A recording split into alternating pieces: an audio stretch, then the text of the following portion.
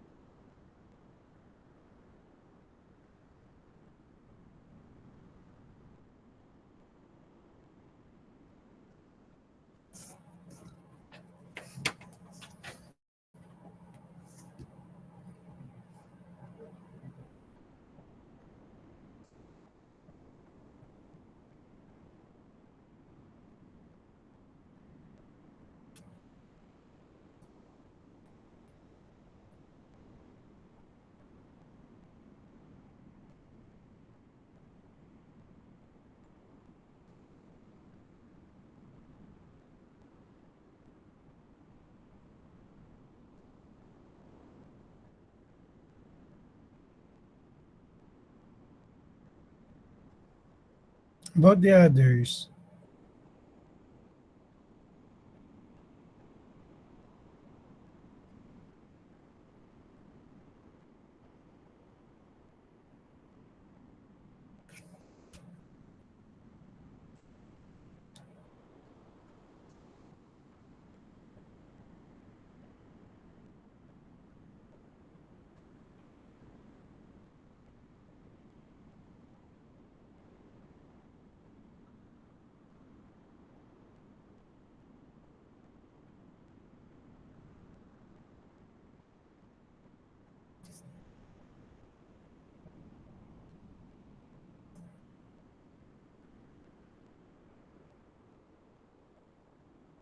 sige na, you may close your camera na. Just to check lang kung nasa bahay kayo or yung lower year kasi kahapon nagko-online class. Nasa bilihan ng milk tea sa mall eh.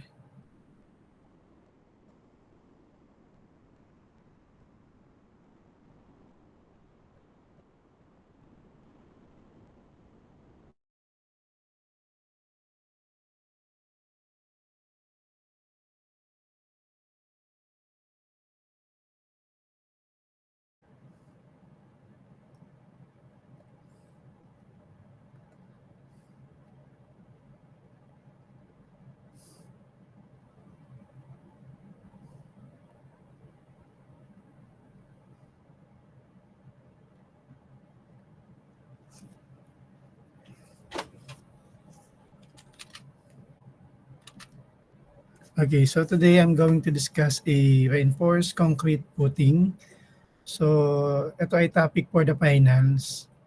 So, I will just give you a background, a general information regarding concrete footing. So, yung midterm topics natin is tapos na dun sa columns.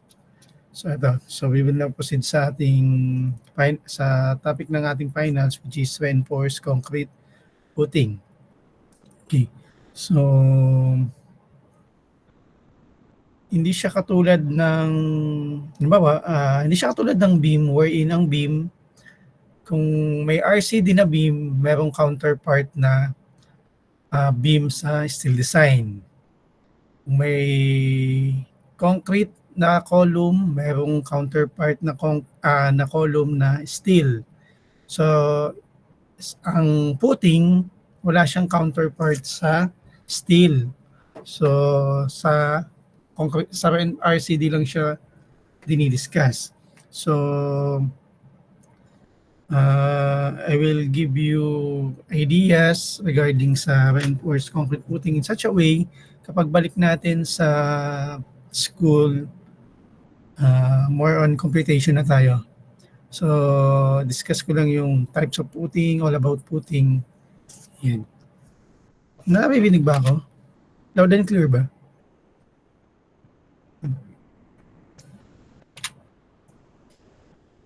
Okay. So, our reinforced concrete footing. Okay. As we all know, concrete footing is the part of the foundation that distribute the loads from the structure to the soil. So, before siya i-distribute ng footing sa soil, so lahat ng loads na nanggaling sa taas, pababa, which is for example, from the roof deck slab, papunta sa beam, papunta sa columns, hanggang makarating sa column sa ground floor, hanggang ipasa ng column sa ground floor sa footing, at kapag nakay-footing na, doon na niya i-distribute sa lupa or sa earth. That is a footing. Okay. So, footing ensure that the soil bearing capacity is not exceeded and prevent settlements or failure. So, ibig niya lang sabihin, the purpose of the footing, paano ba explain yung soil bearing capacity? Sige, mamaya na lang yung soil bearing capacity dun sa susunod na discussion. Okay. So, ganito yan. Footing is connected sa inyong foundation engineering or sa soil mechanics too. Okay. So, dapat kung good ang footing mo, dapat good din yung soil mo. Okay? Hindi pwedeng good yung footing, bad yung soil. Hindi rin pwedeng bad yung footing, good yung soil. Dapat parehas. Why? Ganito yan. So, kung good yung footing mo, bad ang soil mo, okay, the tendency, yung footing mo hindi nga magpe-fail, hindi siya makakaranas ng shear failure or bending failure, but kung poor naman ang soil mo, ang tendency magkakaroon niya ng settlement. When you say settlement, lulubog. Tulad netong bahay na nandito. Ang tendency, maganda yung footing niya, so walang crack na nangyari, walang shear failure, walang bending, pero since poor yung soil niya, nagkaroon ng settlement. From its original, ito yung broken line, from its original, ayan. So, nagkaroon ng settlement. So, lumubog yung bahay. Or, ayan yung nakikita nyo sa, minsan sa news, yung sa mga kalsadang, liquefaction, yung bigla-bigla na lang lumulubog. Okay? So, at the same time, hindi naman din pwedeng maganda nga yung soil mo, pero poor naman yung footing mo. O kaya, hindi nakadesign ng maayos yung footing mo. Okay, what will happen? Okay, so kung good yung soil mo, matibay yung soil mo, walang settlement, ang mangyayari naman sa footing, magkakaroon ng failure. So what are the failures na mararanasan ng footing? Okay, pwedeng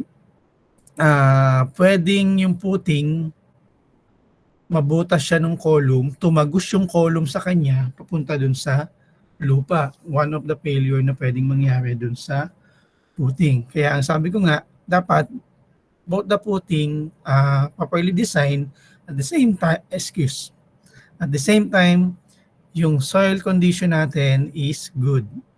Hindi siya, hindi pwedeng isa lang yung good sa kanilang dalawa. Okay. So,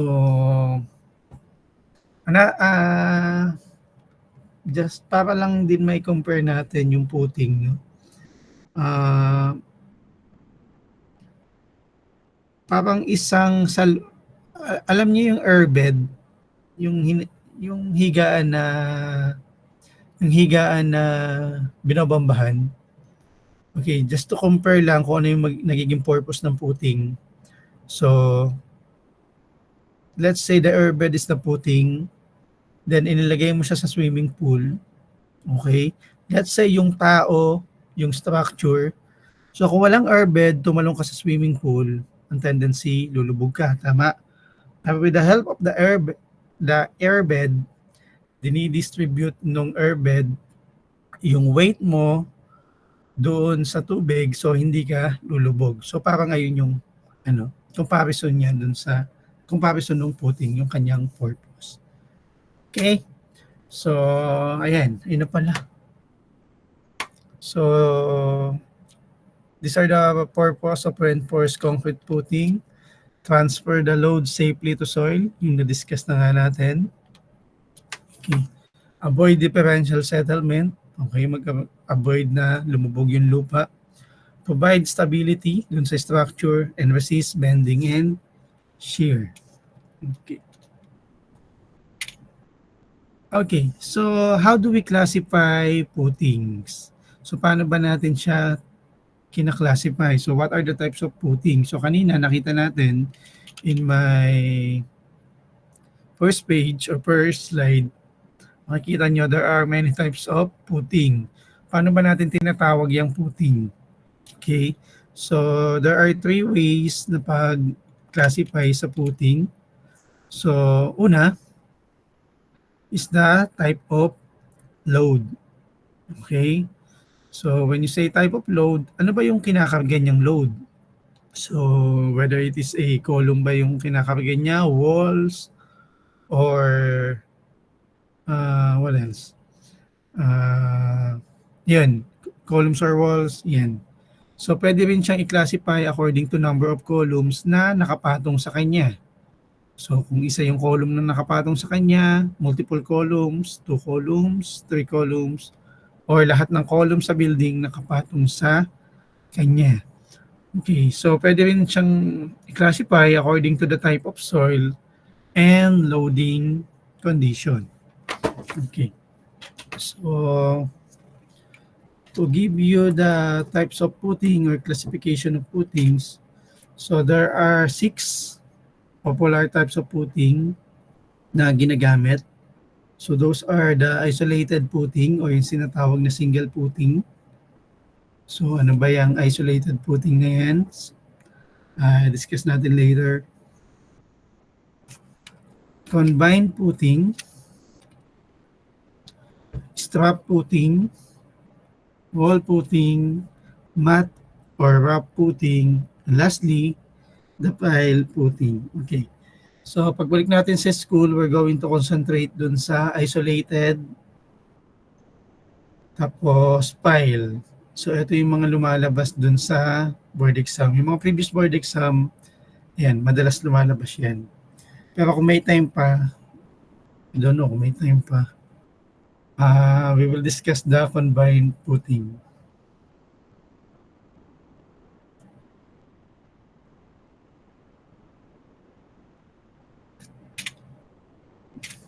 Okay. Isolated footing. So what is isolated footing?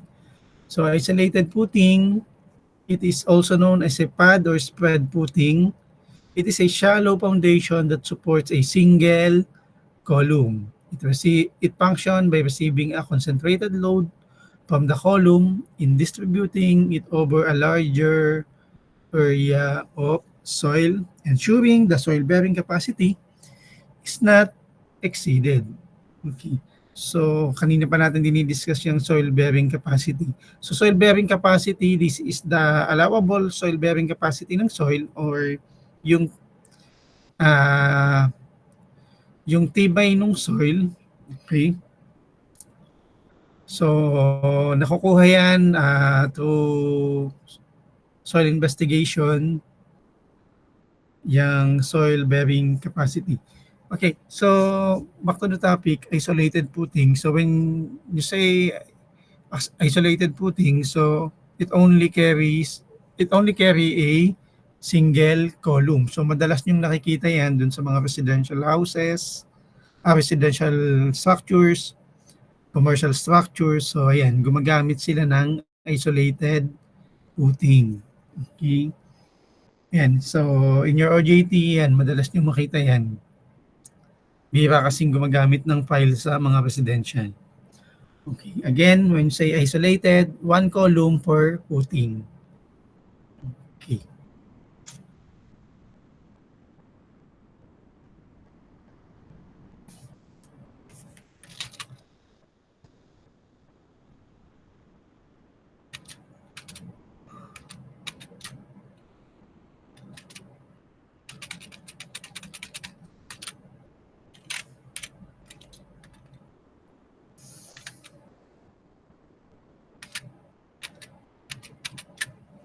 Okay, the next one is the wall putting.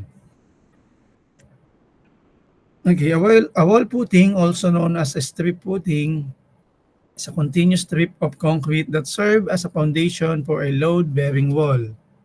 It functions by distributing the wall's weight over a large area of soil, ensuring the soil-bearing capacity is not exceeded. Okay, from the word itself, wall putting, it supports wall. Whether it is a CHB wall, whether it is a reinforced concrete wall, so ang tawag sa kanya is wall putting. Okay, kasi a wall, hindi siya pwedeng ipatong na lang basta sa lupa. So magkakaroon ng settlement. So dapat siya nakarest sa wall putting. Okay. So madalas natin nakikita sa labas is the pad putting. Ito yung ginagamit natin. It is not column, it is wall. So ayan siya sa actual. Okay.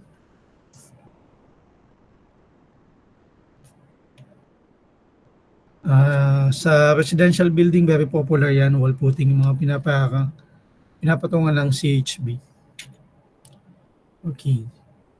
The next one is combined putting. Okay, a combined footing is a single reinforced concrete slab that supports two or more columns in a line. It is used when columns are so close together that their individual isolated footings would overlap, or when a column is located near a property line and cannot have a centered footing.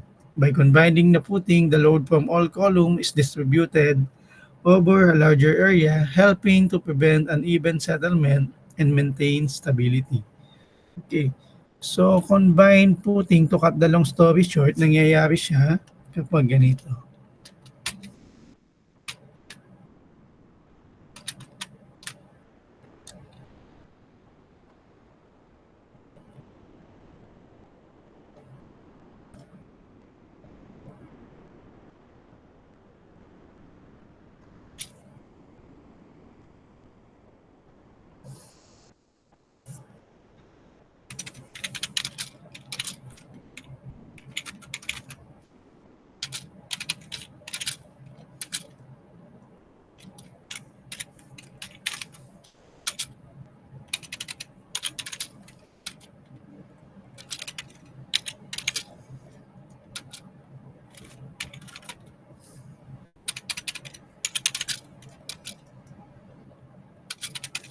Okay, so nangyayari yung single footing. So, imagine this is your column. Nakikita ba yung CW CAD ko? O yung AutoCAD? Okay. So, imagine this is your column. So, paano nagkakaroon ng combined footing? Nagkakaroon ng combined footing if ang na-design mong footing, ganun.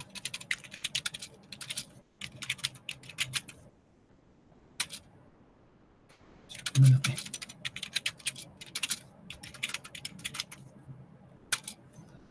For example, ang design mong footing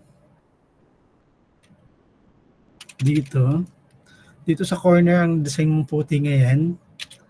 Then, ang na-design mong footing naman doon sa another one is eto. So, as you can notice, nagkaroon ng overlapping.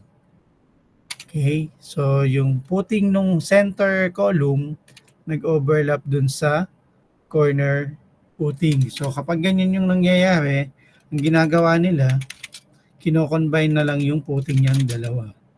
So, ayan na lang yung ginagawa. So, in such a way, hindi magkaroon ng overlapping. Okay? So, technically, in concrete, nakakatipid. In concrete, nakakatipid. Pero in rebars, hindi. Okay, kasi nagkakaroon niya ng top bars. Saan na ba yung presentation? Wala pala. Okay, so sige, para ma-imagine niyo yung top bars ng puting.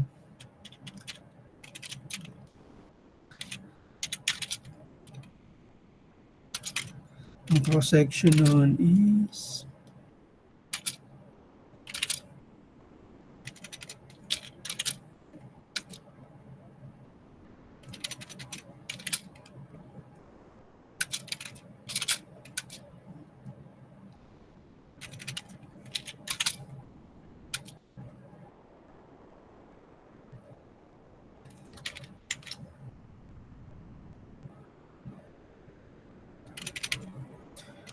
okay, so this is the rebar. Bottom bars parehas yan, longitudinal and transverse. Kapag combined na yung puting mo, say combined puting, ito yung column mo. May column ka rin dito.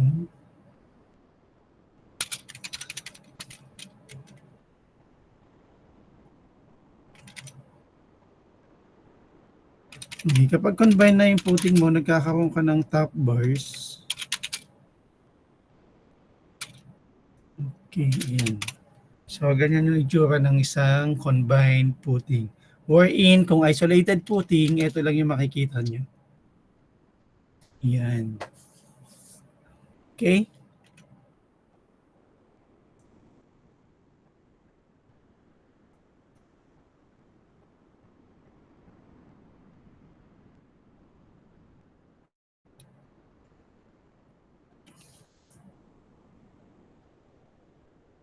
Okay, so that is combined puting.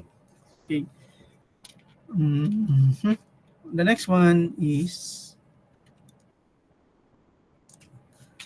the cantilever or strap puting. So, madalas ginagamit din yan sa mga commercial buildings.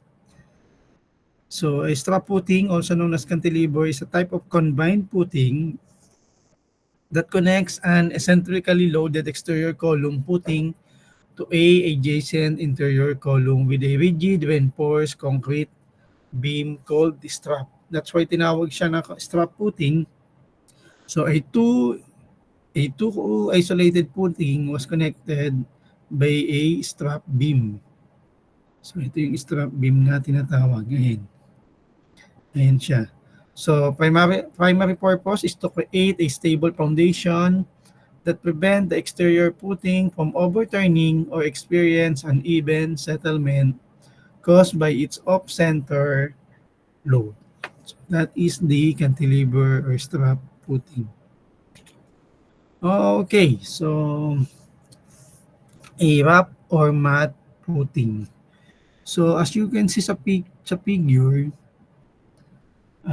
when you say wrap or mat puting, ito ay sa buong buildings. So, yung buong building na yon, huhukayin niya yun at a certain depth. And lahat ng column ng buong building na yon ay nakapatong sa iisang pundasyon o yung tinatawag na mat foundation. At lahat ng yon, at yung mat foundation na yon, doon ipapatong lahat ng columns ng buong buildings. Ayan, as you can see dun sa picture. So ginagamit to guys kapag yung soil condition is poor. So usually kapag one of the reason bakit poor yung soil condition, mataas yung water table. So kapag basa, kapag konting hukay mo, basa na agad yung soil. So meaning to say, mataas yung chance na poor yung soil condition mo doon. So, ginagamit yan in order na ma-achieve yung certain depth na meron tayong at a certain depth na mataas yung soil bearing capacity natin. So, mat puting. So, medyo magastos yan kasi imagine, isang puting, kung gaano kalaki yung buildings mo, kung gaano kalaki yung building mo, ganon din kalaki yung pundasyon mo. Okay? Kung gaano kalaki yung itatayo mong residential building or commercial building, so ganon din kalaki yung pundasyon mo. So, super massive. Okay? So, It is a large, continuous reinforced concrete slab that covers the entire footprint of a structures, like what I've said.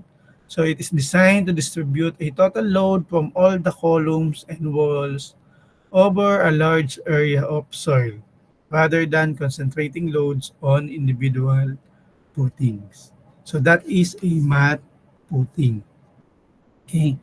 So lastly, ayan, the pile caps.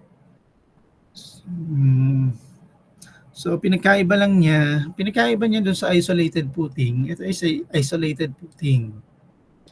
So pinagkaiba niya, yung pad na tinatawag or the cup, hindi nakapatong sa lupa. Nakapatong siya dun sa mga tiles. Okay? So yung pad nakapatong sa tiles. Tapos isolated footing, tong pad or the footing, nakarest na siya sa lupa. Again, ginagamit din yan kapag poor yung soil condition. Wherein ang ginagawa, ayan sa actual, nagdi-drill or nagbabaon ng piles in order ma-achieve yung pinaka-hard strata, yung pinaka-matigas na part ng lupa na yon.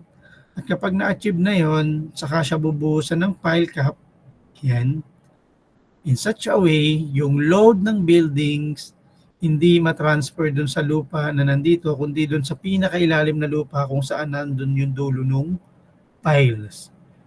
Okay? So, ayun yung dalawang ginagamit kapag poor yung soil condition. Poor yung soil condition mo tapos sobrang bigat ng dadalhin mo, you need to use mat foundation or pile caps. Okay? So, ayun yung types ng footing. So, last 2022 yata yun, lumabas tong pile caps na to, pinasolve lang yung bakal dito, and then the one-way shear tsaka yung two-way shear dito. So kapag balik natin sa office, tuturo ko yung one-way shear or the punching shear. Okay. Pero to give you an idea, ano ba nagiging failure? Ano ba nagiging failure kapag ganyan yung structure mo? So, kung hindi sapat yung kapal ng pile cap mo, maaaring mabutas or lumubog yung pile cap. Meaning to say, tumagos. Tatagos yung pile cap doon sa piles if not sufficient yung ating depth na madidesign. Okay, so ganun din sa ibang columns. Kung not sufficient yung depth mo, tendency mabutas nung ganun din sa ibang footing, if not sufficient yung depth mo, tendency, this column, mabubutas niya lang yung footing mo. Okay? So those are the types of footing. Pakita ko sa inyo yung footing ng Burj Khalifa.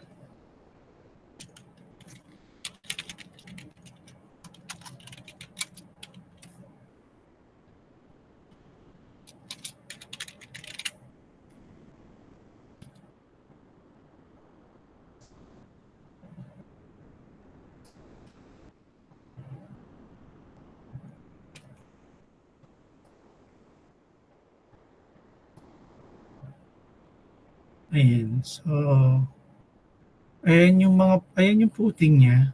So, Burj Khalifa, Middle East. Alam naman natin. So, poor ang soil condition kasi most of the types of soil dito, sand. So, ang ginawa nila, nag-drill sila ng mga piles. Okay. After drilling the piles, sa kanila binuusan ng isang mat foundation, isang buo. So, kung gaano kalaki yung buildings, ganyan din kalaki yung footing. So, parang ito. Ayan. Ayan. So, ayan. Diyan ginamit yung combination ng piles and the mat foundation. Okay? Sana.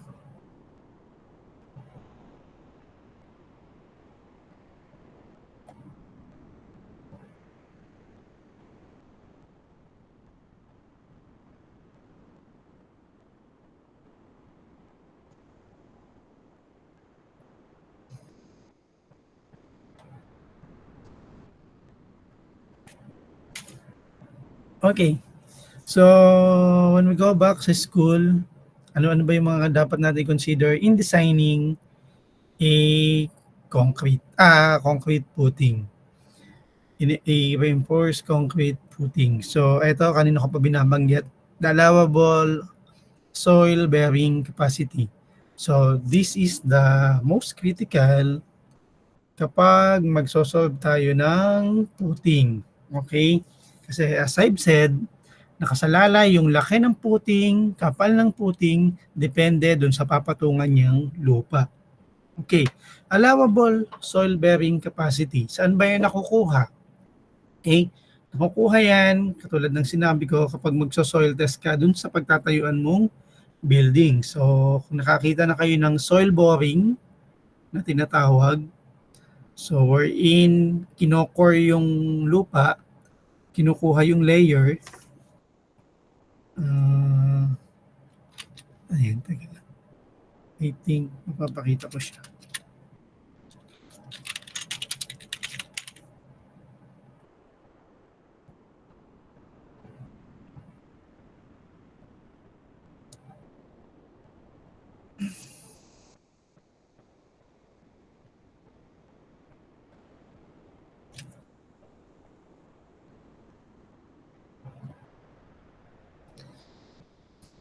So, this is the soil boring. Ayan, nagbabaon siya. Then, ine-extract niya yung lupa at a certain depth. Then, malalaman na niya yung type of soil, ano ba yung soil bearing capacity of that soil at that level, certain depth. So, ayan. Ayan yung soil boring na tinatawag. Ang bayad niyan per butas. So, there is a certain number of butas depende sa laki nung area na pagtatayuan mo ng building.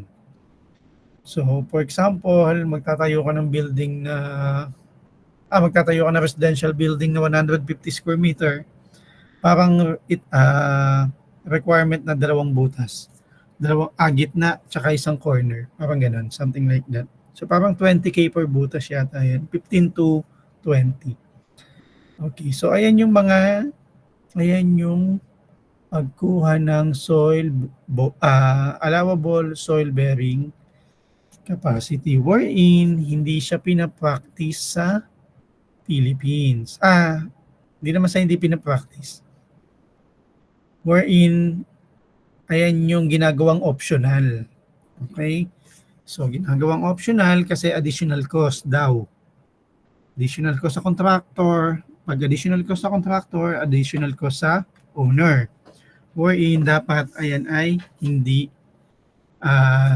ginagawang optional. Dapat required. Kasi kapag nag-apply kayo ng building permit, ang munisipyo nanghihingi lang ng soil test if you're going to construct a 3-story or more na structure. So, 3-story pataas, hihingan ka na niya ng soil test. But if you're going to construct a 2-story lang, bungalow, hindi ka na niya hihingian. Which is dapat hindi. Okay? So, dapat lahat ng structure na dinidesign, if you're a designer, dapat kahit anong type of structure, mag-soil test ka. Kasi ginagawa sa Pilipinas, kapag 2-story lang, so yung iba, ginagawa, kung sa subdivision, halimbawa may nagpa-soil test dun sa subdivision, gagamitin na lang niya kung ano yung result ng subdivision, kahit hindi naman malapit sa lupa niya. O kaya, ina-assume niya based dun sa characteristic ng area, halimbawa Quezon City, sasabihin niya matigas ang lupa sa Quezon City, wherein most likely adobe, parang gano'n. So nag-a-assume siya ng allowable soil bearing capacity, which is wrong. Kasi if you're going to assume na mataas, therefore malaki yung makukuha mong footing. Which is, kung nagpa-soil test ka sana, kung ang assumption mo ay mataas na soil bearing capacity, it will give you a small footing. Okay? So, pero kung In reality pala, mababa yung allowable soil bearing capacity, therefore, yung na-design mong small footing, babagsak yon. Okay? Vice versa, kung nag-assume ka ng mababang soil bearing capacity, makakapag-design ka ng malaking footing. Or in reality pala, kung nagpa-soil test ka, mataas pala yung soil bearing capacity niya, edi sana maliit lang yung footing na madi-design mo. So yung ginastos mo sa over-design mo, edi sana pina-soil test mo na lang. Something like that. Okay. So dapat hindi siya ina-assume. Okay, so kasi critical siya kapag nagdi-design tayo ng footing. Diyan nakasalalay yung ating properties ng footing. Laki, kapal, at number ng bucket. Okay. So, another design consideration is the load from structure. So, kung ano ba yung load na dinadala niya.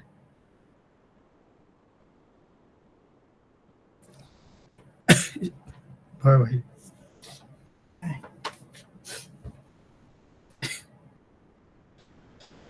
Okay. Third one is the footing depth. So, dinedetermine din natin kung gaano kalalim yung hukay dapat, kung saan nakarest yung footing. Hindi kasi siya pwedeng mag-rest dun sa mababaw at poor yung soil. Dapat at a certain depth na hard strata na yung lupa. O hard na yung lupa, matigas na. Okay, minimum reinforcement. So, ano ba yung dapat minimum requirement? Minimum requirement sa reinforcement kapag nagdi-design tayo. So, clear cover. So, that is 75 mm. Tulad nga ng sabi ko, if our structure is exposed to earth, so dapat 3 inches or 75 mm. Okay. Okay, so ito yung common practices ng ibang civil engineers. So ginagawa nila, binebase nila sa National Building Code yung allowable soil bearing capacity. Okay, so wherein, ito kasi kailangan mo din kasi ito ng soil test kasi tingnan mo to, paano mo makaklasify siya na rock?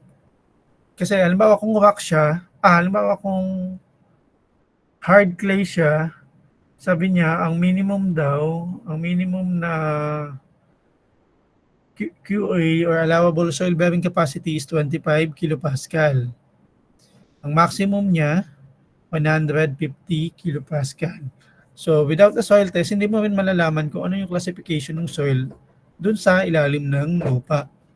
So hindi rin siya pwedeng pagbasihan. Okay? So I suggest every time magdi-design kayo, kapag kayo ay registered na, so i-require niyo yung soil test dun sa owner in such a way tawag dito, eksakto yung makuha yung design, hindi galing sa assumption. Okay, so pinakita ko lang tong soil bearing capacity based on dun sa national building ko. Ano pa? Ito. So, minimum requirements for foundation. Ito, ang tawag dito, ano naman to? Kaya nga siya minimum. Pero in reality, kapag nagtuos ka ng depth ng footing, kapal ng footing, hindi naman talaga bumababa siya dito sa minimum. So, ibig niya lang sabihin, if we are going to construct a bungalow or supporting a single story, so dapat ang thickness ng ating footing is 150. Minimum, hindi daw dapat bababa dyan, which is manipis na yan. Talaga namang hindi bababa dyan sa 150 kapag nagde-design tayo. Okay, and minimum width 300. Thickness pala to ng wall. Minimum thickness ng footing 150. So minimum width ng footing 300. Okay, minimum na hukay daw is 300. So medyo mababaw pa rin yan. Ang 300 ay isang ruler lang.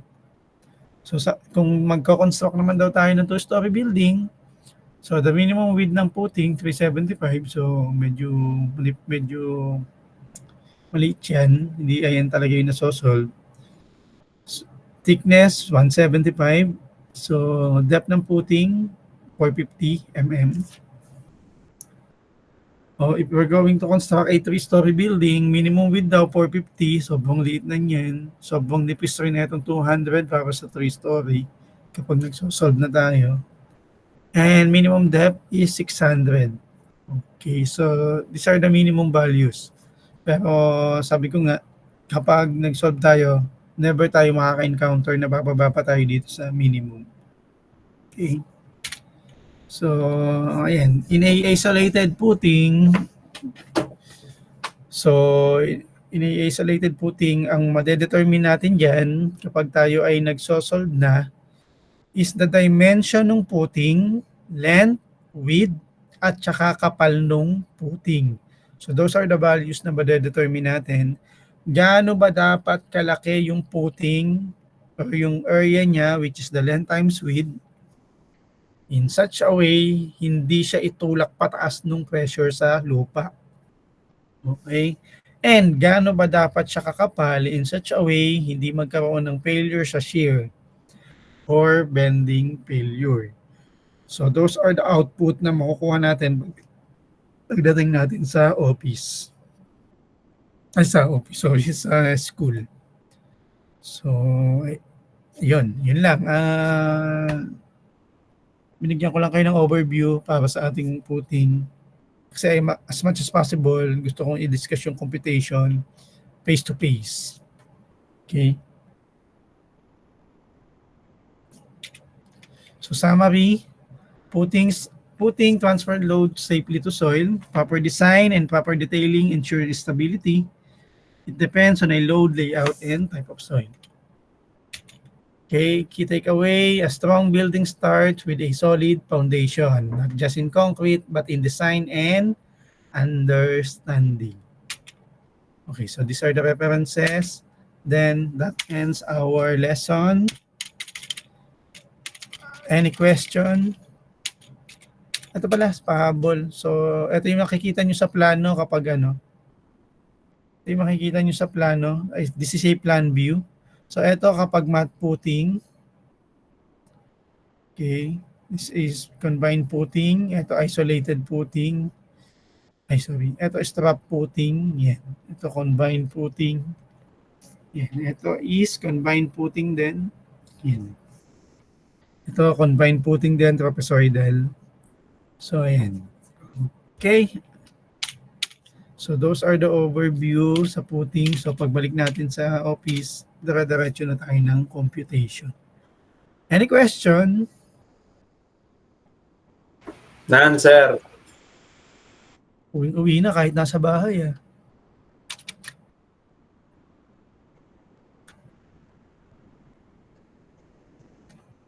Okay, so if that's so, I guess, hopefully, na-discuss ko na maayos kahit online. So, wala ba tayong ano? May next meeting ba? Hindi tuloy yung U-Week, no? Next meeting. So, sige, let's see next meeting kung paano. Okay? So, with that, thank you guys. Sige. Bye-bye. Thank you po, sir. Thank you po, sir. Thank you po, sir. Thank you po, Thank you sir. po, sir. Thank you.